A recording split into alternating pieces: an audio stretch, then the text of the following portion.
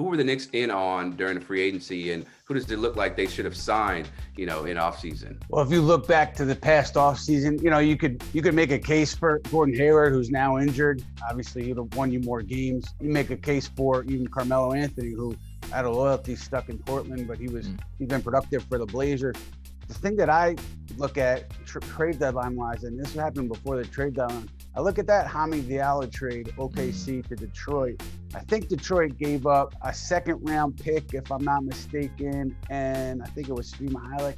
And so that's not a big price to pay for Hami Diallo, a player who's playing well, very young, going into a contract off season. So maybe the Knicks felt like they didn't want to get involved in paying him whatever he's going to make in his second contract. But he was a gettable asset, and it certainly didn't cost much. If you look back to that past offseason, go back to last fall, whatever it was, Russell Westbrook was a name.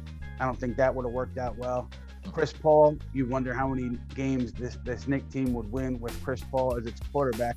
But there's nothing that's glaring where you could say, I can't believe the Knicks didn't do this. They'd be in such better shape, because they've exceeded expectations by so much. And John, what would you have done differently if you could do it over, I guess for the Knicks offseason? They didn't pay a huge price for him, but what Phoenix gave up for Chris Paul, it also wasn't nothing, right? They gave up a first round pick.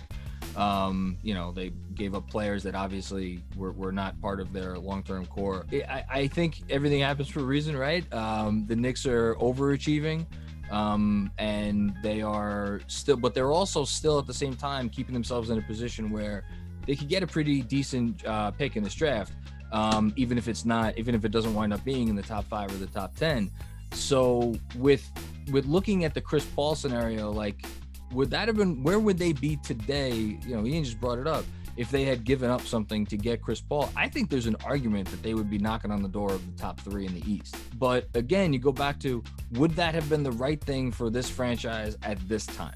We can't answer that question right now, or at least I can't answer that question right now, not knowing what they're going to do moving forward, not knowing how they're going to use their cap space this upcoming offseason, because obviously Chris Paul is signed for another year as a player option. So that's the only one for me, because I think even like someone like Hayward, really nice player in the All-Star conversation this year, but he's hurt right now, 3 more years, a lot of money. And in terms of some of the smaller fringe moves, I am kind of happy with the guys they got. I think Burks has been really good for them. I think Noel has been serviceable. So, it doesn't always work out. Elfrid Payton, Austin Rivers. But for the most part, I think they did pretty well given the circumstances.